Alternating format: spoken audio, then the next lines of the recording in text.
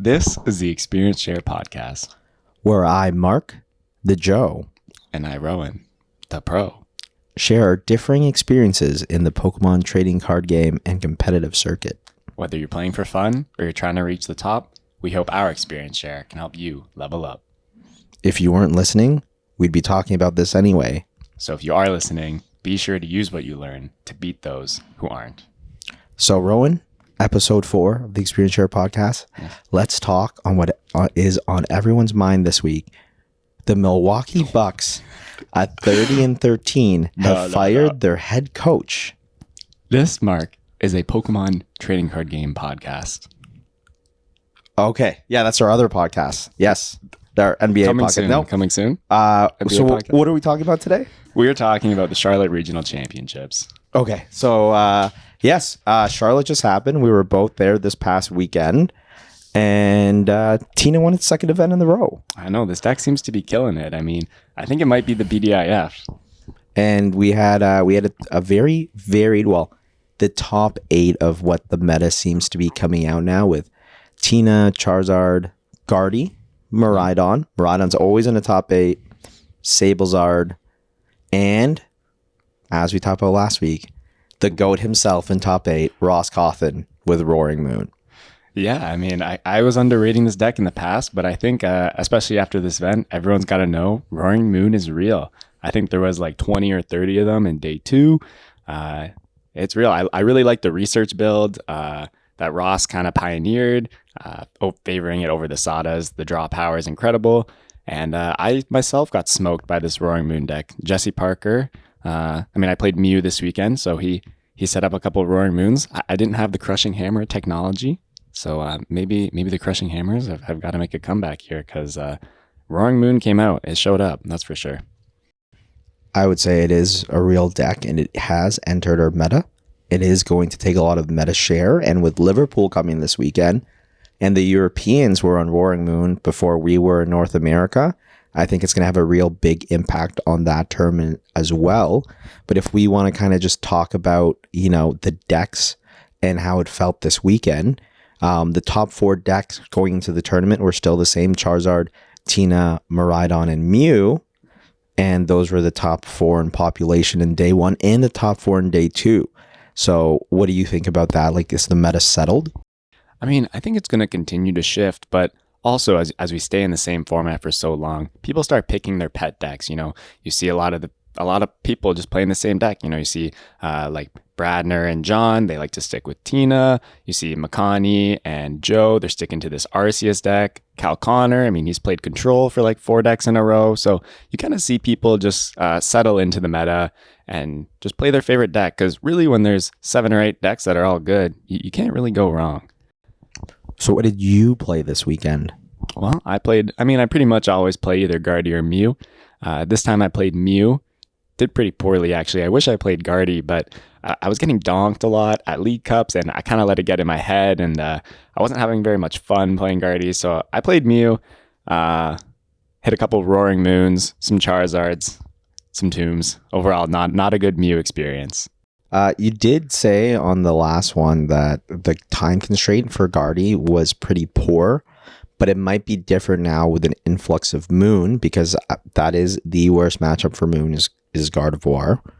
One of my big things too is like you also threw people off the Gardevoir deck. Shout out to Buffalo's own Seth Wagner. He came over and let us know that he listened to the podcast on the plane and decided not to play Gardy because of time constraint. Would you feel the same about that going to Liverpool and Knoxville this next weekend? Yeah, the time constraint is always there for me. I have plenty of hours on the deck, so I feel like I'm playing it almost as fast as I can. And definitely with more fast decks like Roaring Moon, if Roaring Moon is going to come in and prey on all this Tina and Mew hype, then maybe Gardy can come back in, feast on the Roaring Moons. I think that it's a recipe for success and also a recipe for some fast games. So if you are worried about those time constraints, as we see Tina kind of fall off a bit, you definitely have to worry less about those time constraints. Tina itself, I still think it's going to be the number 1 most represented deck, especially coming in. And we did say that if Tina won the Bradner versus Gearhart face-off, which it did, we would see more Tina this weekend than Gardevoir. And Gardevoir was at a historical lows when it came to meta percentage. And in Europe, they're generally, Gardevoir is one of their top 4 decks no matter what. A lot of good players default to this deck. Why do you think that do you think it will have a strong weekend coming in because of a pool of both still Tina and Roaring Moon? Because you have also said that like Gardevoir is still favored with Tina no matter what Tina does or tries to do in the deck. Yeah, I mean, the only thing Tina can really do, you can play Avery, you can play extra water energies, extra paths. But I don't think people are really willing to do that. To me, the question of will Gardevoir do well in Liverpool is really just a question of are people willing to play Gardevoir? Are people willing to put in the hours, test the deck, feel comfortable enough with it where they can play it in these time constraints? It seems like in the past, European players have been playing Guardy. So I definitely wouldn't be surprised to see some of these Guardy veterans look at Guardy, realize how good a spot it's in, and play it. So yeah, I would expect Gardevoir to do well over in Liverpool next weekend, for sure. Especially over the Roaring Moon hype, because I think like if you look at Tina, and when I was looking at Tina in my testing, its bad matchups are like shockingly non-existent. I mean, its worst matchups are Mew, which you can play a Spiritomb for, and Guardy, which people don't really like to play. And even those matchups aren't terrible. So I think as the format kind of revolves around Tina and Roaring Moon can come in and feast on those Tina decks, it really opens up the door for Guardy even more than in the past. What I really liked about Moon and playing it this weekend, so I played Moon this weekend and I lost win and ins to day 2, and I found the deck was very good. I think I made a mistake by not playing Pokestop. Now, all the top builds at this past tournament were Pokestop decks. I don't like the variance the deck has because of Pokestop, but you can't argue with results. And that's one thing I'll always look at is I'll be like, hey, let's look at these results. People played Pokestop.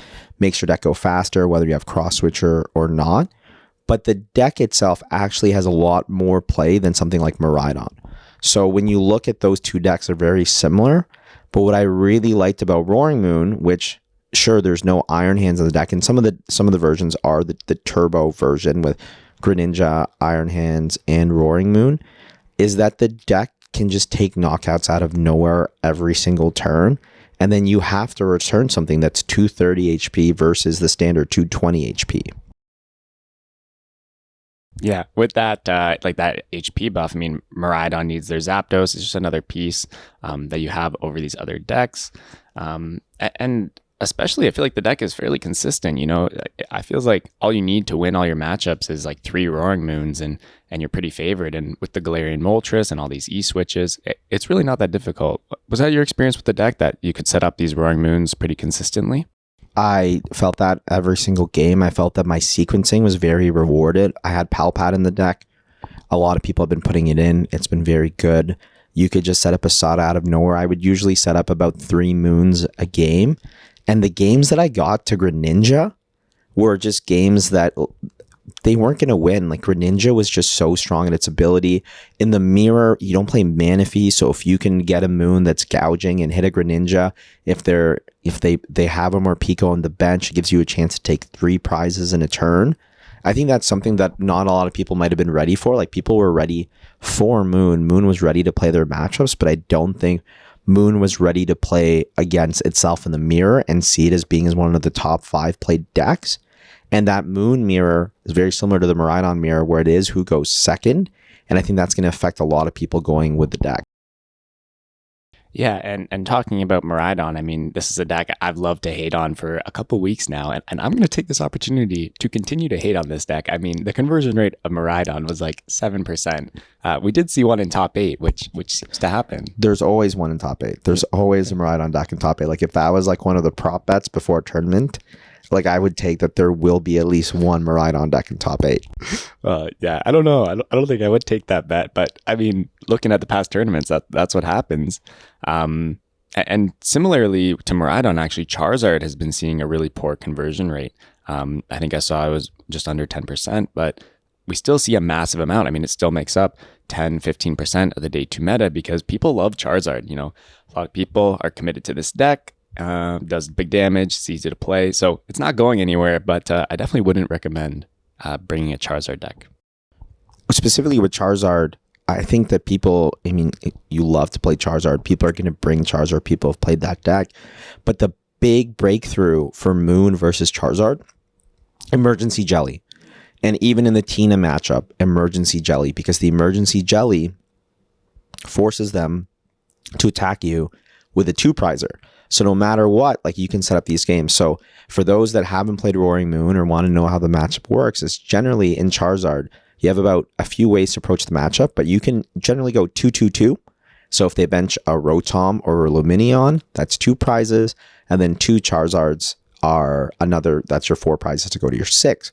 But if you go attack their Charizard, the first one, to take your 2 prizes, and use Emergency Jelly, which that's why I preferred having Town Store over Pokestop, so that I could always find those one-ofs that would help me, because when I want to use the tool and I attack either the capsule or the jelly, or sometimes Vitality Band, I wanted to be able to find it instead of the Pokestop. When you jelly, you have 80 HP, 80 damage on you, so 150 HP, versus having 60 or 30 HP. So it means you cannot get attacked by a Charmander or a Charmeleon in the matchup to get knocked out. They have to attack you with another Charizard. And if they attack you with another Charizard, that's another 2 prizes on the board that your next Moon is going to Frenzied Gouging.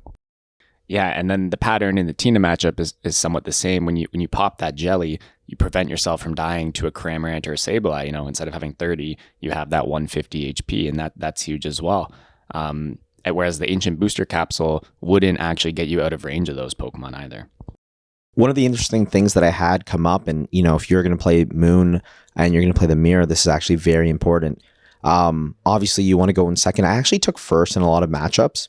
You don't want to go first in the Mirror or against like Maridon, something that can knock you out right away. But in the Mirror, you get to this point where you have to Frenzied Gouging each other. Like, you don't play Tool Jammer, you don't play Lost Vacuum. So the only way to knock out an opposing Moon is either you gouging them, or if you deal damage to them, then you try to use a Greninja or more Pico. Now, my opponent had 2 prizes left. He attacked the previous turn. He had an active Roaring Moon with 200 damage, and he had a clean Roaring Moon on the bench with no damage, right? This was game 1. I had 4 prizes left. And in my head, and you can say, hey, like, you know, you shouldn't play. I know you as a pro would be like, always play like your opponent will play perfectly and will know what it is. But we know, like, my stance is you have to give your opponent some room to make mistakes, which if they're not a pro player, there's always going to be that opening. Sometimes even the best players don't see that they have the boss KO in top 8 on stream. So you never know where people are going to miss things. And I just thought to myself that my opponent truly believes that the only attack to use in the Mirror is Frenzied Gouging. And I had used Calamity Storm earlier because I had the Vitality Band, and he returned with the Frenzied Gouging. So I bossed his clean Roaring Moon, Frenzied Gouging it, leaving my Moon with 60 HP. He promoted Morpeko, and I was already worried because he hadn't used his Force Seal yet. And then he Force Sealed, was looking through his deck, and the longer he looked through his deck, I was like, he does not know that he can win the game with Calamity Storm. And he goes, my Dark Patch and my Energy Switch are both prized, retreats his Morpeko, attacks my Moon with Frenzied Gouging to force a tiebreaker game. If he had just used Calamity Storm, he would have won game 1. But putting yourself in those situations where you give yourself a chance to win an unwinnable game is very important, and it's the same thing in this Mirror. So for those who are watching or thinking of playing Moon, that is like something that can happen, and then that tiebreaker game is the first person to take a prize. Unfortunately, I lost the roll, and he got to attack first, but Calamity Storm can, you know, you have 2 attacks on your Roaring Moon. Yeah, and you put yourself in that position because you're able to assess your opponent.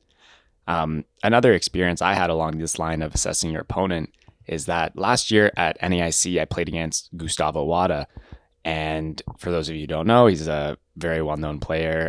He made top 4 this weekend, actually. He played top 4. He comes from Brazil. He comes to North American regionals.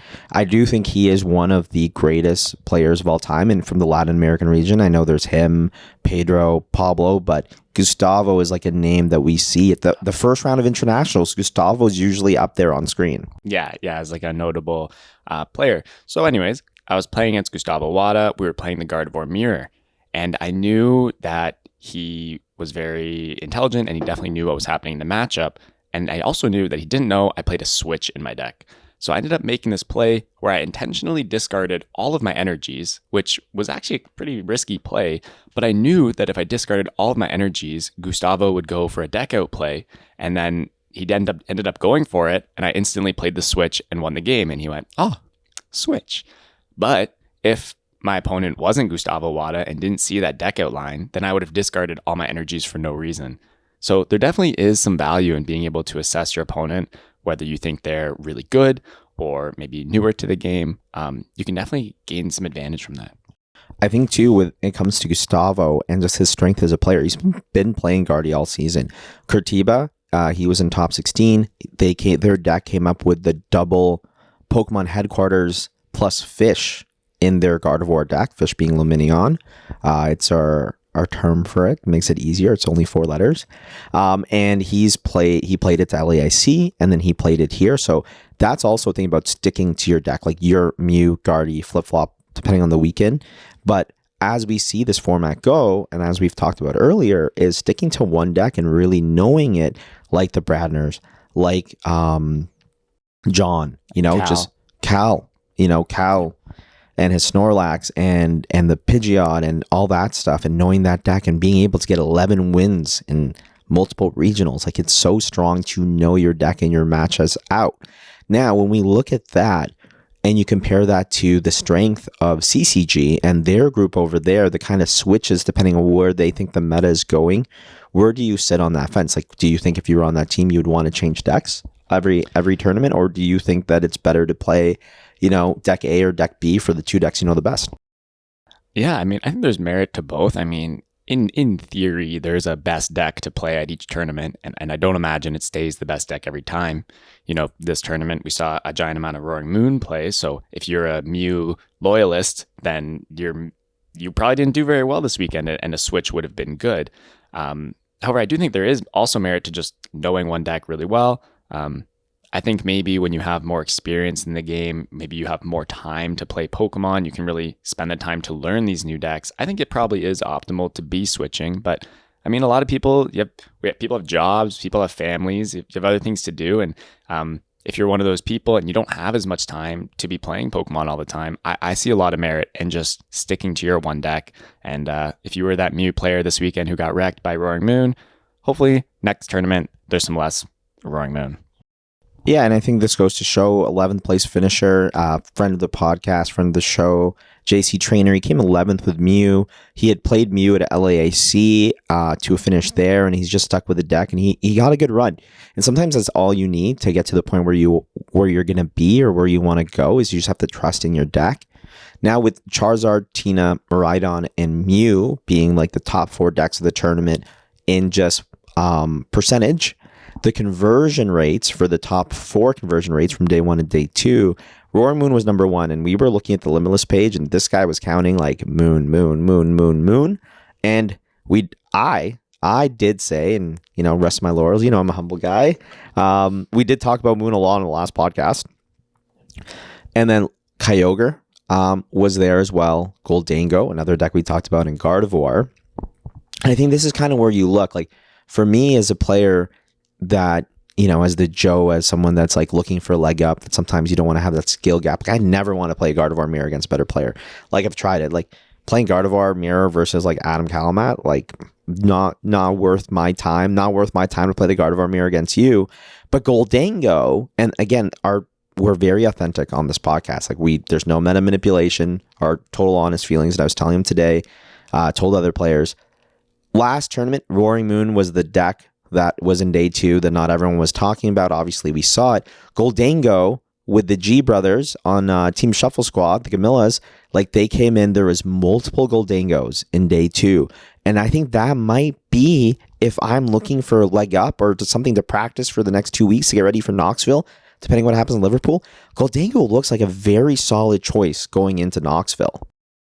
Yeah, and especially some people don't take this deck seriously. You know, they say, oh, it's like the cheese string guy, whatever. That's funny. It's a real deck. This deck is good. Making it rain. Yeah, you get to make it rain, you know. I think it's really good into Charizard. It's like pretty solid into Tina. It's really good into Roaring Moon. It's really good into Roaring Moon because the prize trade out from the Moon side is 1, 2, 2, 2.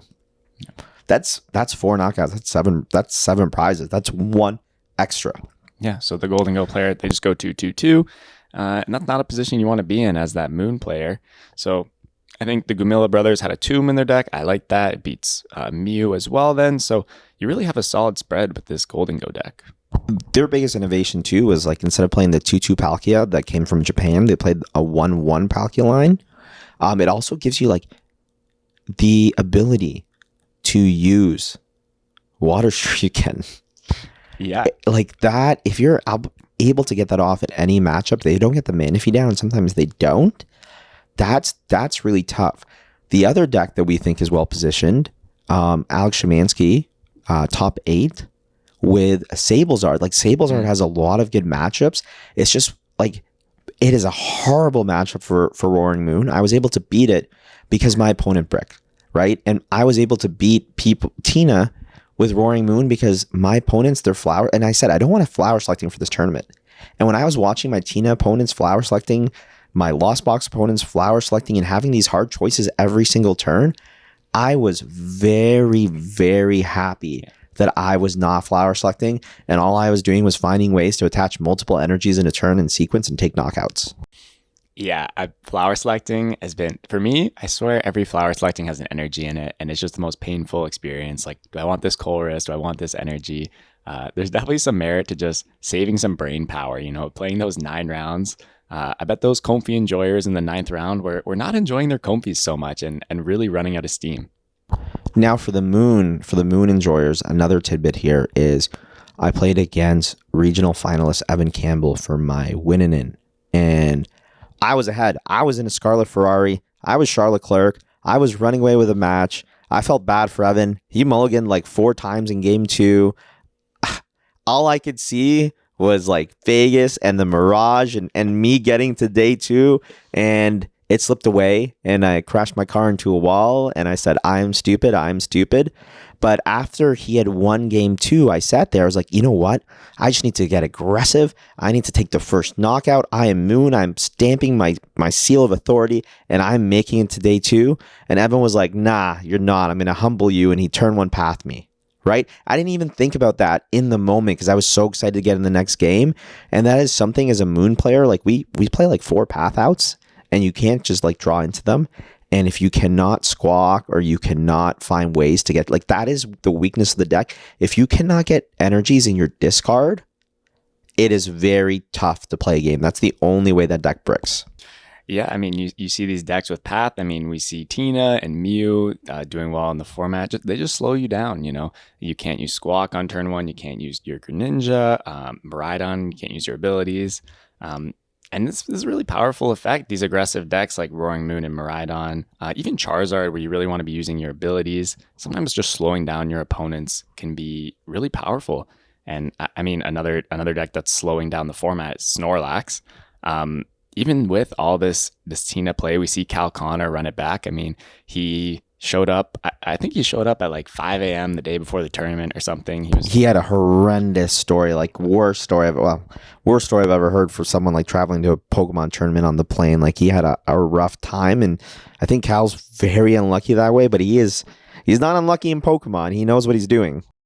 No, yeah, and he definitely knows what he's doing with this Snorlax deck. I mean, I saw he was putting together a group session, and I bet that'll be pretty valuable for any of you out there who are Snorlax enjoyers or even potentially Snorlax haters, and you want to learn how this deck works. But he seems to have the secret. I don't know how he was faring into these Roaring Moon decks this weekend. Do you know, like, how do you feel about that Roaring Moon Snorlax matchup? I would personally think that as Roaring Moon, you're pretty you can knock out everything, right? Because you can frenzy gouging the Mimikyu. If they're not going to attack you, like they're not going to get ahead in the prize trade. Like they have to Erica's the Greninja. That's one that you don't want to put down, or more Pico or Squawk. But if you can keep those away and just set up a Roaring Moon, you can kind of run through their whole deck. I think for Snorlax, there was a lot of Snorlax kind of like in the 700 tables, like kind of on the lower tables. I know you were looking for table 785. I don't know if you looked around. Whoa, you don't need to call me out like that. Actually, Noah Sawyer, great guy, second place at LAIC. We sat down beside each other. He was an Urshifu. His opponent flipped over a Snorlax, and he tried to surf and put damage. And then his opponent like put, Erica's some Pokemon, and Noah was like, you know what? I'm going to go eat. You have a great rest of your day. You can have the win. Like, I know this is a bad matchup, to save himself some brain power. And he said, how many of your opponents made you play it out? Like, how many of your opponents were like, we're going to draw a pass for like 50 minutes? If you have a bad matchup going to Snorlax, which I don't think Mew has a bad matchup going to Snorlax, because you have multiple different ways to attack, Max Miracle for the Mimikyu. Are you forcing your opponent to play that 50 minutes? I mean, it depends on the situation, I would say. If I know there's enough time and I can't pass my way to a potential tie, I'll scoop up the cards. I mean, I don't want to waste our time. And if I'm at, table 800 like I was this weekend, I'm definitely not looking to play that out. I'm going to say, screw you and your Snorlax deck. I'm going to go... You blessed some people with some wins this weekend. Eh? You gave back to the community? I gave back some wins to the community, yeah. I had a good time, actually. I played out a few rounds. I mean, I started out... I think I was 1-3 or 2-3 at the start. When you walked up to me and you're like, "Hey, where's table 785?" and I looked at you, I'm like, "That's where I'd be sitting." Like, yeah, and I can't remember, but I remember running into someone and they said, "Oh my gosh, what are you doing on this side of the convention center? You must be having a rough day." And I was just like, "Yeah, it's rough." But I had some great opponents and some fun games, and I was able to watch some of my friends succeed this weekend. So that's where I got my enjoyment. But yeah, I give out some free wins in the last 2 rounds. My opponents were kind of scared to see me, and I just walked up and I was like, you know what? My friend's on his winning end. I'm going to go watch.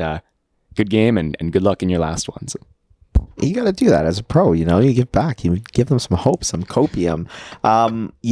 Our travel mate, also on the Mew deck, Nathan, who was also on the Mew deck at LAIC, he did have a win in it. Was there anything special in your Mew deck this weekend? I know it wasn't a Hammer weekend, and looking into the future, we like with Roaring Moon, Hammer might be coming back in. Like Hammer might, like Mew would be a good deck for Knoxville, and we found when we did meta manipulate and put some propaganda before Brazil with the Moon and Mew picture, that it's actually not that scary of a matchup for Mew.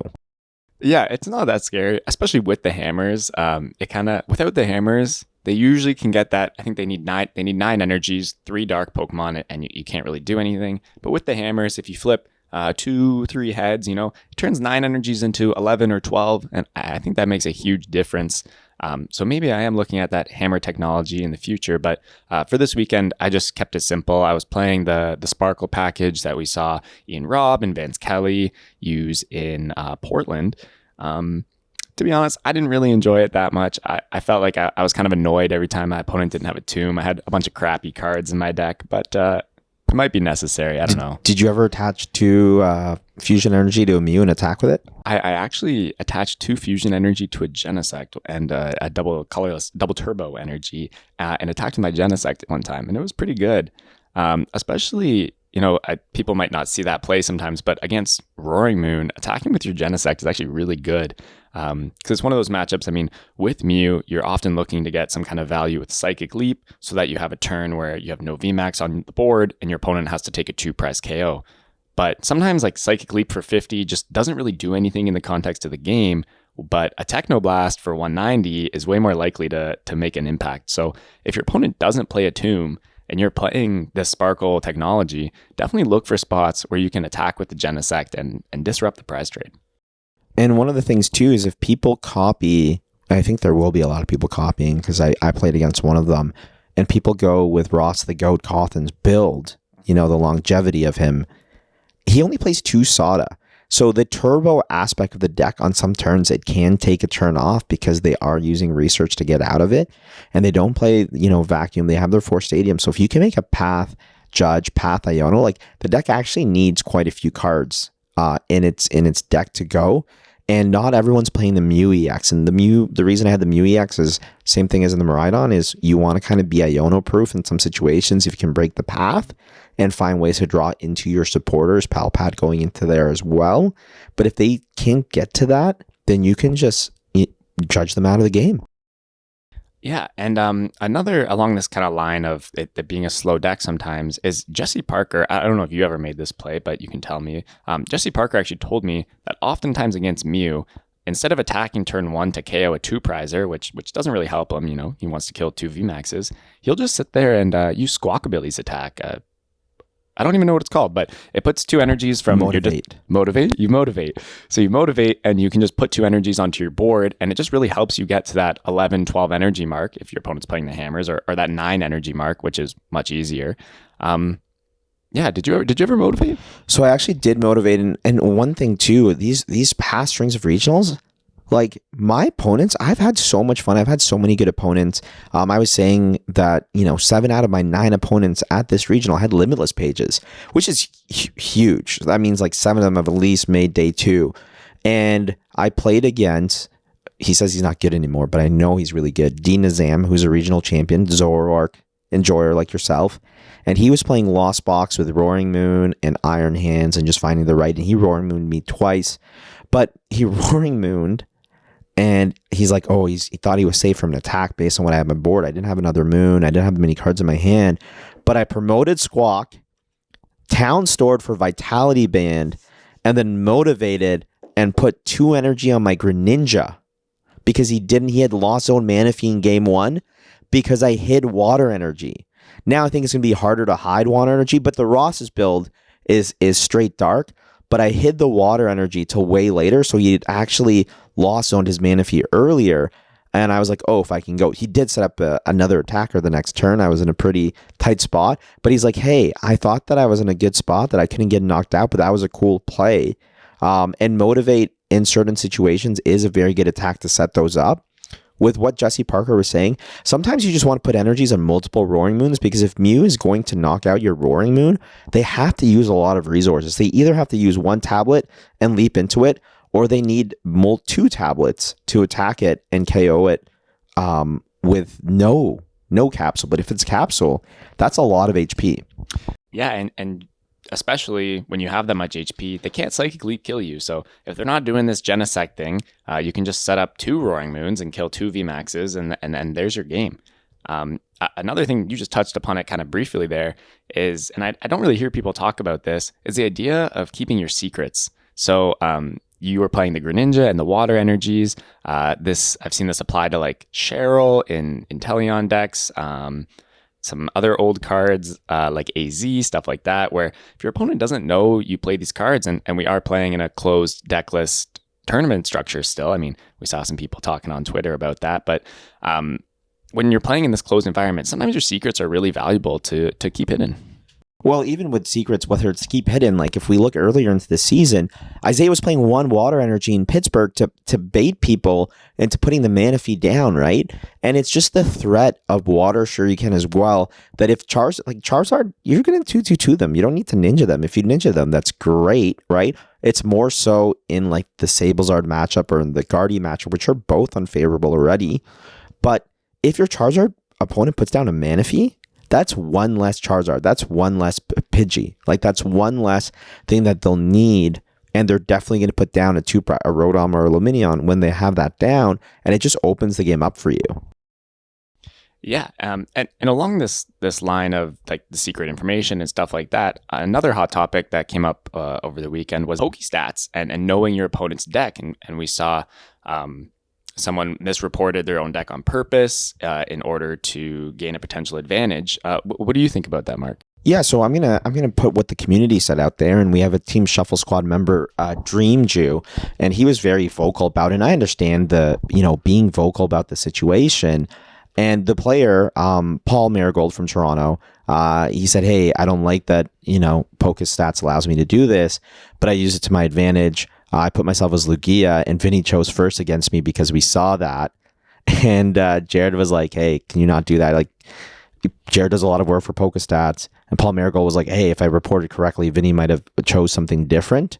And it was really funny because Vinny's like, doesn't matter. I 2-0'd him anyway, which I was like, that's cold. The kid has ice in his veins, just one of the biggest regional. And he's like, doesn't matter. I'll beat them anyway, which is what you want a champion to think.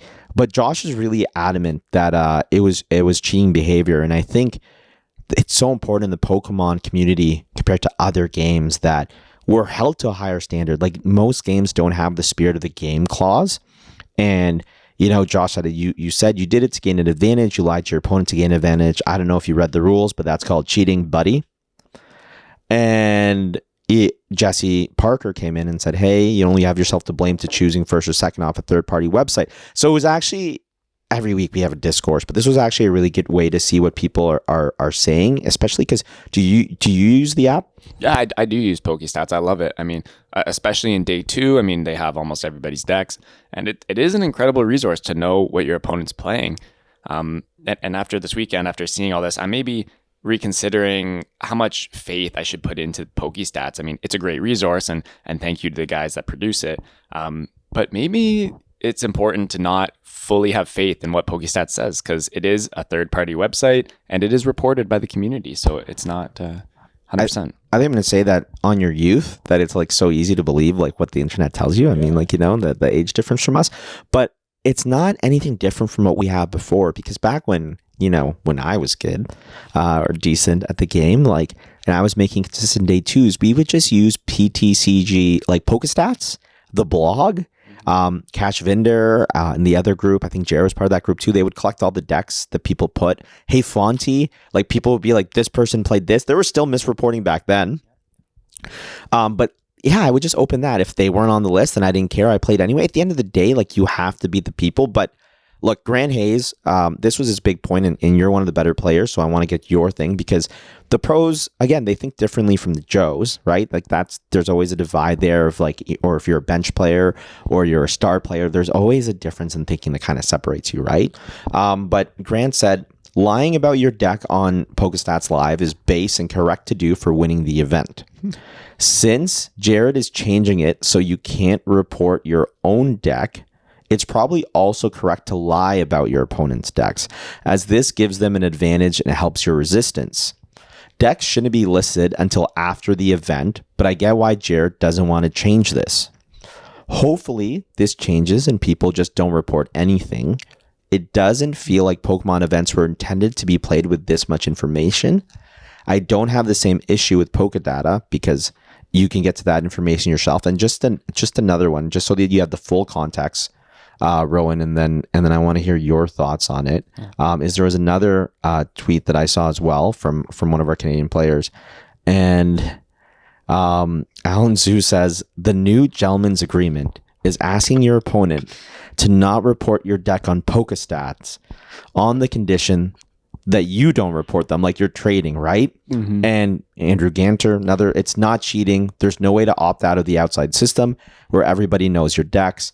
The only way to opt out is to just change your deck. So do you think it's cheating? Do you think it's part on course that you shouldn't trust what a website is? What is the competitive advantage? What would you do?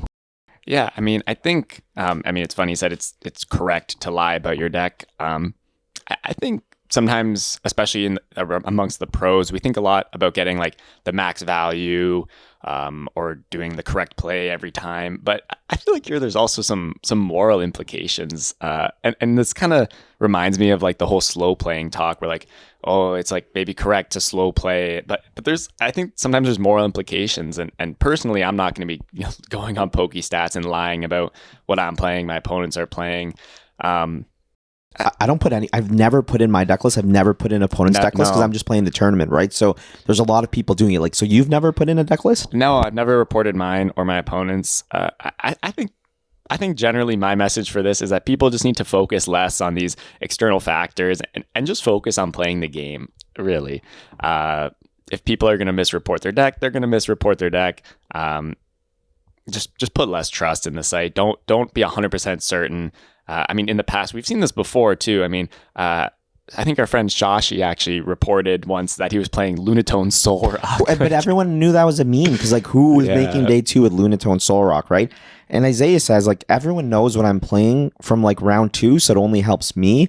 But until everyone can be verified, I don't think it's fair to have decks online until the event ends. But like people are gonna know, like the top players, you're gonna see what they're playing. The things that you want to hide again are like those secret techs, like playing Hammers and Mew. The issue wouldn't have been, you know, in the LAIC that people knew you were playing Mew because like you won a regional with Mew. It's right. It's not a big surprise. You top forward with Guardy at NAIC before this format. Like you have a range of what people. I think it's, you know, for stuff like Azul's group, people are like, oh, they're playing this. But if you're known like as a specialist and in a format you generally want to be a specialist, like if you had told me Jesse Parker was a Maridon, I would have been like, yeah, that makes sense. But like Roaring Moon makes sense that he switched over to Roaring. It's in that same range, right? I actually, when I played against Jesse Parker, we were shuffling and he said something to the effect of, oh, I have no faith in my deck. You probably got this. And instantly my heart sank because I knew he wasn't playing Maridon. And if he wasn't playing Maridon, I had a strong hunch it was going to be Roaring Moon. Yeah. One of the things for me too is my round 1. And this is something about trusting your gut as a player. And we're talking about Pokestats. What I do is I look on Limitless, and I know I said 7 to 9, and people are like, hey, ignore. But I look on Limitless to see if my opponent has a day 2, because if they have a day 2, then I know that compared to the average player, they're going to know how to sequence. They're going to know how to play certain situations. They're going to know how to play certain cards. Like my tie against a Charizard opponent was against a player that did not have a day 2 or did not have a Limitless page, and it was their first regional, and that was very telling. My round 2 opponent day 2'd with Arceus the previous season, like this season in Pittsburgh. When I sat down against him, I said, hey, like, you know, are we Arceusing today again? And then he just looked at me, and he was an Arceus Rillaboom VMAX. Right? Yo, what? I was prepared. What does Rillaboom VMAX do? Is it better than Venusaur VMAX? It is not better than Venusaur VMAX. Sorry to Chris, my boy out there, Puerto Rican ginger. That's what he goes by. But it spreads, like it can KO, and then it spreads 20 to 2 things, I believe. But it's a 4 energy attack. So like Roaring Moon against any VMAX deck, I think is favored because you're taking 3 prizes off 1 attack. He had Clef Keys in his deck as well to slow down. This guy was cooking. Yeah, I benched a Squawk on turn. I almost benched a Squawk, and I was like, oh, you have a Clef Key. And I was so my round 1. The opponent that I had the tiebreaker game against with, I checked on Limitless. He finished 93rd at Philadelphia Oaks Regional with Zoroark, Lycanroc. I finished 92nd at Philadelphia Okotoks Regional with Zoroark, Lycanroc. So when I won the roll against him, so I knew what he was doing. He said, hey, I'm a Pokedad my daughter used to play at. Like, I still play with my friends group, which like power to you Pokedads that are still playing with your play groups. Like your kids stop playing, you keep playing because we want you. Pokemon is for everyone. But I won the roll, and for a second I was like, what if we're playing the same deck? If we're playing the same deck, I should go second, right? Like we thought the same, we might think the same here. And I said, hey, I'm going to go with my brain instead of my heart, and I'm going to take first because it's just better in general. And then he flipped over more Pico. No, you knew. Like I knew. So you got to trust you. But I wouldn't have had that thought if I didn't check Limitless beforehand, right? And it shows that your opponent knows what they're going to do, and it shows your opponents kind of like care about the game that they're pushing, right? Yeah. And another topic that I actually want to talk about, we kind of just breezed right past it there, but these Arceus decks, you know, you saw that Arceus Rillaboom deck. Yeah. Makani Tran, again, he seems to be killing it with these Arceus decks. He was 9th with his same Psychic Zacian Arceus variant. We saw Joe Turrentine also in the top 16 with full face guard in his Arceus deck. I thought that was really interesting. What does full face guard do? Not for I definitely know what it does, but for the audience that might not know what it does, what does it do? Well, for the viewers out there that might not know, if your Pokemon does not have an ability, it takes 20 less damage from attacks. And you might be thinking, as I was when Joe Turrentine told me about this technology, that Arceus V-Star has an ability. Not under Path, it doesn't. There you go, exactly. And Tina doesn't play any stadiums that aren't Path. So if your Arceuses all have full face guards, and then your Regigigas has 300 HP, none of your Pokemon die to loss impact. And so that was his innovation this weekend. I thought that was pretty cool. By the time this podcast comes out, I think I'll have a video out on that, which I'm very excited for. But yeah, these Arceus decks still seeing success. Do you think Arceus is ever going, like, if we look at Charizard, right? Simplicity, hey, rare candy, fine 2 energy. Like, the energy acceleration on the card is just so strong. Because, like, we were talking, what if you took the Charizard shell and put Meowscarada in? Like, it should be hypothetically something good, but it doesn't accelerate energy, right? Arceus always accelerates energy. I've played a lot of Arceus throughout its time. Arceus Gengar, and then, you know, won that first regional back. Even with more EX Pokemon and no more V Pokemon, right? We saw like the Mewtwo tag team deck still found ways going into the Zacian V format to stay relevant. Do you think with like rotation, we haven't seen all the cards yet? Like, do you think just because of the strength of the energy acceleration of Arceus plus friends that it will always be in the meta? Oh, of course. I mean, it's so versatile. It's a colorless Pokemon. You get to search any 2 cards. It's kind of a similar format to Charizard. You know, in the Charizard deck, you got the Pidgeot, you got Sealstone, Arven. You search anything you want, and then you get your energies. And it's also low maintenance. And there's really a lot of room for creativity with these decks. I always love seeing the newest arc piles. I mean, I'm not particularly an Arceus enjoyer, but it is really cool to see. And I definitely don't expect this card to be going anywhere anytime soon.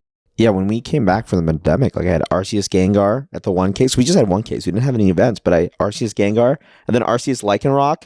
I top aided, and then Arceus Aggron. Like, oh my gosh, it's just so simple to attach an energy and attack and set up your next attacker. And Tina and Sir Viper, like, there's so many ways to do it right now, but I think there's still the strength on it is Bibel. And Makani's deck, I don't know if you saw, but I looked at it, and 3/3 Bibel. Whoa. He's never getting locked out of the game with 3/3 Bibel. Yeah.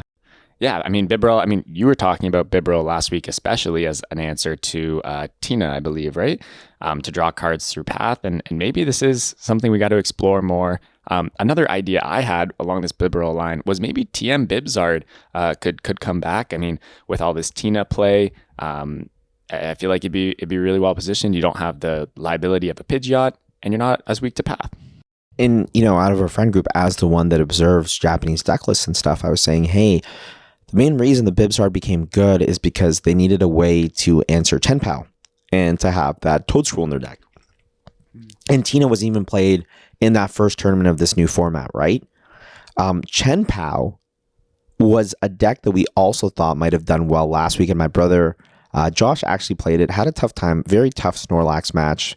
If you don't get the right stuff, I think Moon is still a better deck to be able to do the things Chenpao wants to do.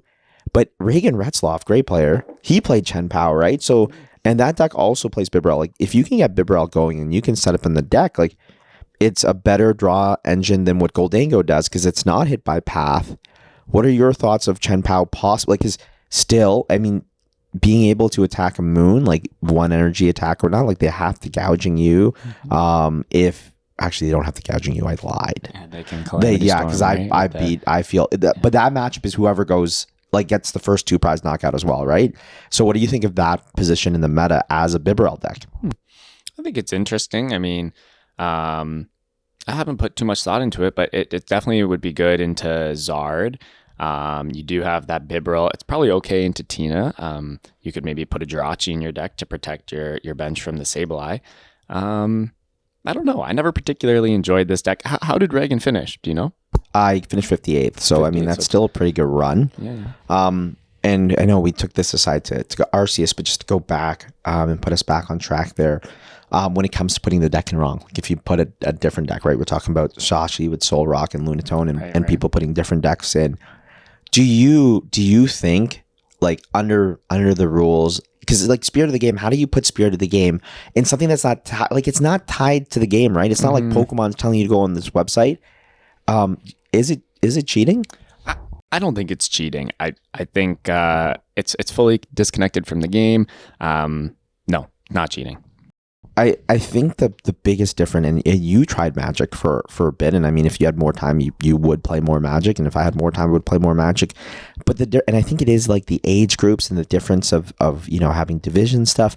In Magic, like they would probably applaud someone for putting the wrong deck, and when I came from Magic, like I had to learn that Pokemon was a different game, and my second League Cup. So in Magic, like you do whatever you can take to get an advantage. Like you're talking to someone through the day, you're going to meet them later. You might talk about something that's not in your deck or whatnot. And in Pokemon, you could never, like if someone said, "Hey, I have Fairy Charm in my deck," you can't say that if you don't have it in your deck. You literally cannot lie. You cannot say, "Hey, I have a Bosses in my hand," when you don't, to make your opponent like Iono or whatnot, right? But in Magic, like it's pretty fair game to be like, hey, like, okay, play all your creatures. You don't want to go into my board wipe that will kill all your creatures, but you don't have a board wipe. But in Magic, it's like, well, that's on you for listening to your opponent, right? That's on you for believing what your opponents say. Like in Magic, we have like cards, like double face cards that go sideways. So you could have like a basic energy in your hand, and then you can pick it up and then like just be looking at a basic energy, but reading it sideways to try to bait your opponent into thinking that you have one of those cards in the format. And when I started playing Pokemon, I played against somebody. They were playing, I think it was, no, Rainbow. It wasn't Rainbow Road. It might have been Mega Mew. It was Mega Mewtwo. I was on Evital, and I had a Gardevoir down. And my opponent said, "Oh, I don't know what to Ultra Ball for, but I'm going to use my Ultra Ball." And I was just like, I'm smart this guy. I'm just better. I was like, "Oh, you should probably get a Hoopa. Like, you haven't gotten a Hoopa yet. You got to set up your board." And he's like, that's a good idea. And he Ultra Balls for his Hoopa EX. He plays his Hoopa EX. And I'm like, gotcha. I got a Garbodor. And then he looks at me and he's like all hurt. And I'm like, dude, like, we're both adults. We're both playing a game to try to win. He's like, you can't do that in Pokemon. He's like, I'm not going to call a judge on you now. He's like, because I should have been paying attention. But like, you literally cannot do that. It's against the rules of the game to try to bait your opponent into making the wrong play. And I guess you can do movements and stuff, but you can't verbally make someone make the wrong play. And I asked the judge after, I was like, "Hey, is this true?" And he's like, "Yeah, it is. It is true." And I was like, what? But as I've been in this community, in this great community, I understand why, because like you don't want to teach, kids those skills to go. You don't want to put those people in that place. So when it comes to this whole PokeStat, like I've never used it to put my things in. It's a great tool post tournaments for us to make meta calls, all that stuff. I said that on Twitter, but I'm not checking it. I would go back to just checking the list from Hey Fonte. Like I'd be happy on that, right? People have to type to put that in instead of checking in. But at the same point, if people are putting in decks in PokeStats, why do we not in 2024 have online match results? Yeah, that is a great point. I mean, we played some One Piece together. They got online match slips. I would love to see some online match slips personally. I mean, the system is okay right now, but as we start hitting, 2,500, 3,000 people at these events, and our judging staff, they do the best they can, but like handing out 3,000 match slips. Save the trees. Yeah, and save the trees. Look right? at Trevenant. Trevenant hasn't been in the format for so long. It's because of the match slips, man. Chen wants to get into the format, but like we're not saving the trees, and with the seniors and the big tournaments, that's a lot of match slips. I think maybe for the youth, for the younger divisions, they might not have a phone. Like that just came into my head here. That is true, actually. Yeah. But for masters, there's gotta be a better way. There's got to be a better way. There's got to be a faster way. But for this tournament, actually, the rounds went by pretty fast compared to Portland. You weren't at San Antonio. LAIC definitely had the longest turnaround times for rounds. Very hot tournament. But like really big shout out to the staff, because I felt like that tournament breeze. We got a dinner at a reasonable time. Yeah, we did get out pretty quickly. I think the bottleneck was the match slips, though. Round 3, when I played against Jesse Parker, he smoked me in about, I don't know, 15, 20 minutes. And I did have to wait there kind of awkwardly. He would kind of laugh together. He said, "Oh, I'm sure after getting smoked, you don't want to be sitting here." And I was like, yeah, kind of. So that was awkward. But other than that, round 3, I think that was, the turnaround time was good. All the judges were friendly, and definitely a huge shout out to the staff for running the biggest tournament ever. Yeah. Running the biggest tournament ever. Master event. Yeah. Considering that, I think they did a great job. And with us doing shout outs for the staff, we want to shout out our sponsor, Game Time Collectible. It's gametime.ca, local store in Canada. place to get a lot of your singles. Paldean Fate's going on there. Temporal Force is going on soon. Thank you so much for sponsoring the podcast. Now, with you speaking about smoking and getting smoked and waiting for the next round, that's how I felt playing bowling. Because not only is Rowan good at Pokemon, he is also very good at bowling, and he crushed 6 other bowling people after the tournament. I think he took out his Mew Rage on us. There were 2 day 2 competitors, and he made sure he was ahead of them and that they knew it. Rowan, how do you think that bowling translates to Pokemon? Well, when I approach the bowling matchup, I'm trying to win as quick as possible.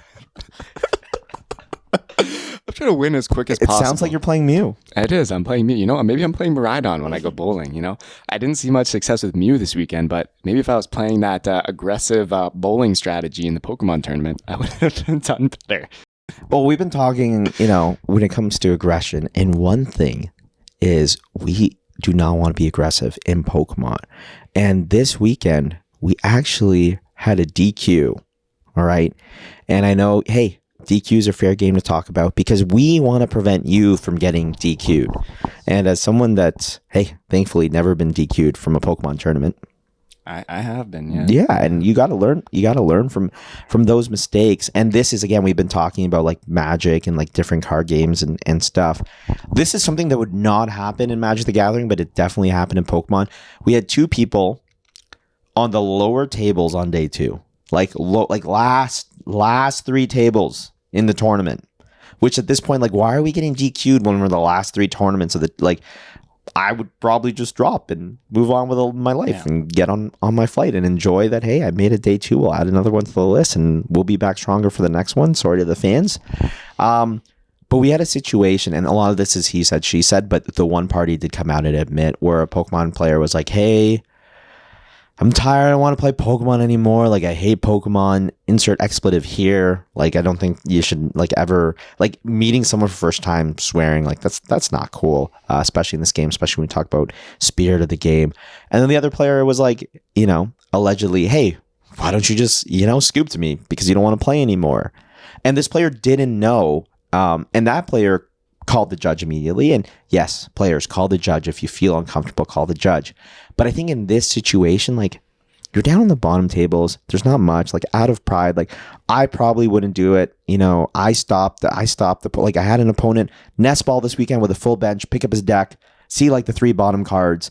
And I just knew that this player wasn't going to gain advantage of it. They were nervous. One of their first tournaments. I was like, let's just keep playing, right?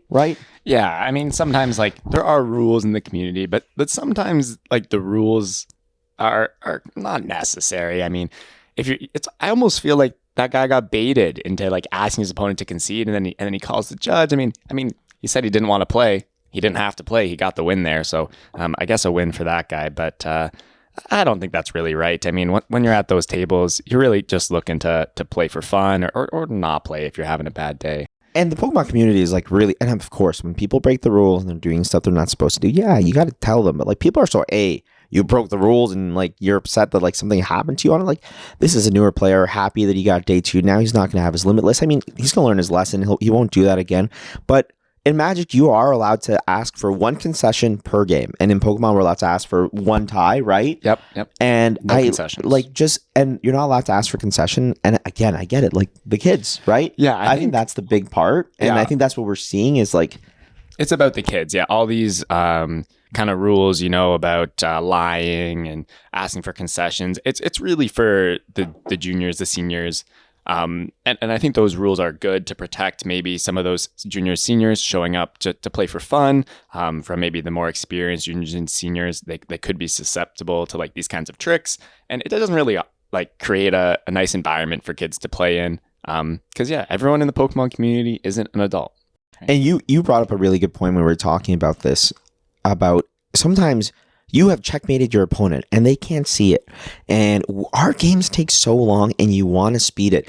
Why shouldn't you, you want to explain that situation? Yeah. So we were talking about this earlier. And basically I was just saying, sometimes you set up a checkmate, you have a boss in hand and you got a crazy board state, and you literally know that you cannot lose the game. And in these positions, sometimes you just watch your opponent play their last turn, and it almost seems like your opponent kind of knows, but they're kind of trying to figure it out. And I really wish that I could sometimes I really wish that I could just say, this is the board. I'm pretty confident I'm going to win. Here's my hand. I mean, I don't think you can do anything. Let's go to the next game. Especially after if they've played their supporter and they go their attack, like I'm just gonna. You've seen me do it. Sometimes I just put the boss's orders on top of my head like this as a joke, just to show them that I have the boss. And 90% of the time, the person's gonna concede, and I only do that to protect yourself after they've used their supporter for turn, because I don't want to get Iono'd. I don't want to get Roxanne. But if they used like an Avery, or they used a worker, if they used a research, and I know that I'm going to win the next turn because that's locked them out, I'll just flash the boss and like hope we can go to the next game, because ties suck. And in that point, when you do stuff like that and you show them you have to win the next game and they start stalling, is that cheating? Maybe. I don't know. I mean, we can go on forever and ever about the grays of slow playing and all these areas of the game, sportsmanship, stuff like that.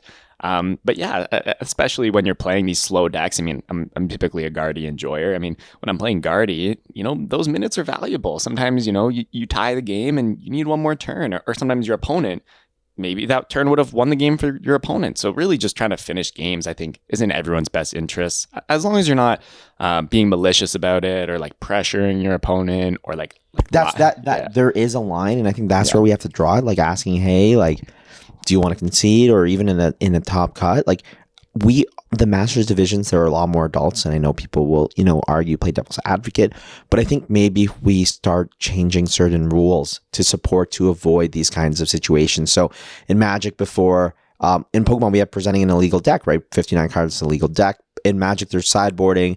So before, if you presented a 61 card deck, that's a game loss. And it actually happened in a Pro Tour where they were playing against like one of the Ross Coffins of Magic the Gathering, John Finkel. And the player presented a 61 card deck, and John Finkel was like, I don't want him to get DQ'd by this. Let's make it 60. I want to play. I don't want to win like this. And I think it's very hard to see that happen in Pokemon, where people aren't going to take that chance. But this person's one of the greatest of all time. And he ended up losing the match because of it. The person he lost to ended up winning the tournament. But then Magic then took player feedback and changed the rule. So as long as your sideboard has 0 to 15 cards at the in-between games, your main deck, as long as it's over 60 cards or 60 cards or more, like they can't get game losses for that. Now, 59 cards, then you're going to get, in trouble. But it actually removed some of those variable losses or not. So I don't know if eventually we need like a rules change or something there. But that's something big, especially you playing in all three divisions. Like, I think you should judge based on the players. Yeah, I mean, we could. I think I would probably like to see some rule changes, especially for the Masters division. I mean, these rules are probably good for the juniors and seniors divisions to promote, sportsmanship in the game. But as you become an adult and you're playing Masters, I think some of these kind of mind games should be allowed. For anyone talking on Twitter, I mean, if we're looking to see changes in the game, Pokemon's not looking at Twitter. So support tickets are really our only way to communicate with them. We can't be expecting to see change from a Twitter thread. It's really good to have that discourse. And then one thing is the casters see it, the judge see it, so they go. And our judges are getting better year by year, because when I started playing Pokemon, I was like, they're nowhere close to where Magic judges are. And we're getting better judging, better groups year over year. And they're becoming smarter. Not smarter, but like more of understanding, because I think that a game in day 2 between someone like yourself and, let's say, for example, you versus an Azul, or you versus a Rahul, or a Rahul versus Isaiah, those games should be judged differently than, 2 newer players on like a day. Like if there's a mistake, and I have seen that, like we called out, the person trying to rule shark at Portland. But in Magic, day 1 was competitive REL, and day 2 was professional REL, because they would let the pros, like if someone made a mistake, they would let the pros kind of be like, okay, we'll keep playing, or like, do we want to, unless it broke the game state, obviously you call it judge. Yeah. But like small things like that, they wouldn't like give warnings for, because like they expect these 2 people on a high level to like not be trying to cheat each other.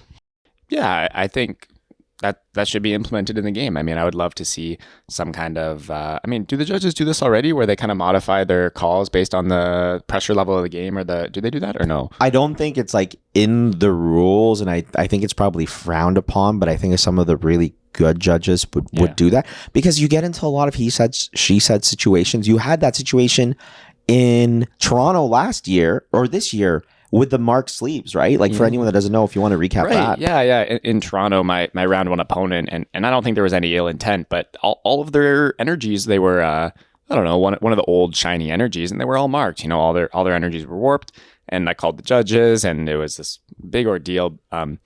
But essentially, they didn't end up getting a penalty. You know, the judges said, yep, these energies are all marked, but we're just going to switch them out, and you guys can continue your match.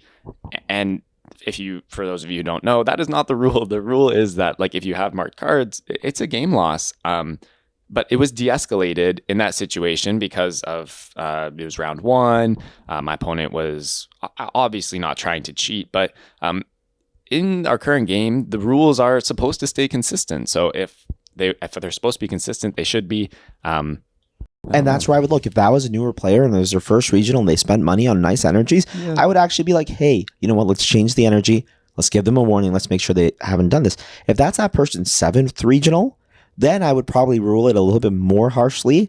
And the way I look at it is it might not be your opponent cheating, but you are actually preventing yourself from cheating. Because if you got caught doing it, everyone would come down on you, but you could be like, hey, an energy is really bad for this person. Let me cut them to an energy, or let me cut them to an energy so that when they flower selecting, they're going to have 2 energy, right? Which is, you want to avoid being put in those situations. Yeah, exactly. I mean, and like they wouldn't change the energies for the first game when I noticed it. And the whole game, I just rolled 2 dice, and whatever number I rolled, that's how many cards I cut off the top, so that I wasn't abusing the information. But there was points in the game where, you know, both of us knew, because I brought it to my opponent's attention. I mean, I don't think he noticed before, so maybe I just shouldn't have said anything. No, it's good that you did, because if anything happened, then you know what I mean? Then like, I said something. You're not an unscrupulous player, but if they were playing against someone that's unscrupulous, same thing with playing against a player that was still rolling die in round 4 for game 2. Right? Like, I'm still thinking about that. Like, we want you, I mean, our community, biggest regional of all time, our community is growing. We are going to have bigger events. We're going to have newer players. We want to make sure that players are enjoying, get the most out of it. And we really are a global game. Like, we're seeing the Japanese come over.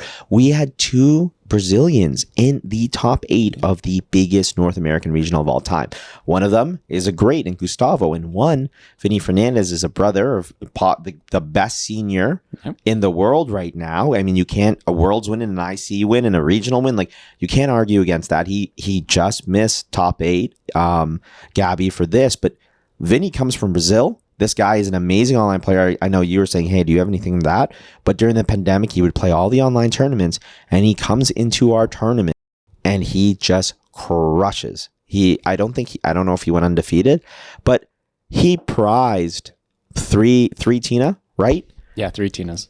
And what is, like, you know, what is the pro? We talk about mentalities and scruples. It's like, when you prize 3 Tinas there, like, what is the pro mentality on it? Because that is a pro mentality for him not to give up and just crush, right? And play a full game. Yeah, I mean, when this happens, question 1 is, how do I win? You know, your first thought can't be, oh my gosh, like, I'm screwed, like, I'm going to lose. No, it's, how do I win? And often when you prize a lot of your key cards, you have 2 options. 1, try to preserve any copies that you do have. Well, he had 0 copies, so that's not an option. And 2 is to draw prizes. And I think we saw he went aggressive with Cram, which usually is not the plan. But I mean, when you prize all your Tinas, you got to do what you got to do. And he did it. He hit the Tina off the prizes. He played 2 out, and he was able to get some Tinas down and win from there. Is Caleb also a first-year master? Caleb Rogerson? I don't think so. Okay, maybe like a second year, right? Second year. But again, like we were talking about how strong these seniors are. And did you play Caleb Rogerson? I did actually play Caleb Rogerson round 1. I was pretty annoyed. At round 1, I hit a pretty reputable player, and he was playing Charizard, which was even worse, as I was playing Mew. I mean, not a terrible matchup, but I did give him a swift 2-0, actually. You beat him. I did.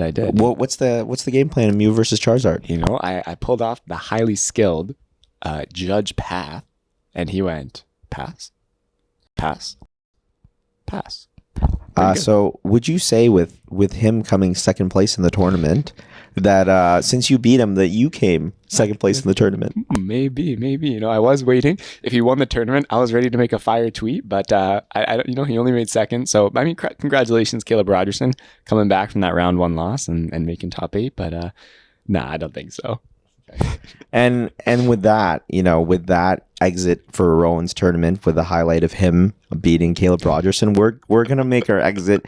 We're gonna see you next week. We have a lot more to talk about to prepare for Knoxville. So we're gonna see the results of Liverpool, and see how that's gonna go. We're gonna talk more about the junior senior meta. We're gonna get some thoughts on the biggest senior regional of all time, 195 juniors as well. That was a huge regional, and you know, we're going to take Mr. Second Place over here and try to figure out how we're going to beat Charizard for next week. Yeah, I'm excited. Can't wait. Have a great one, everyone.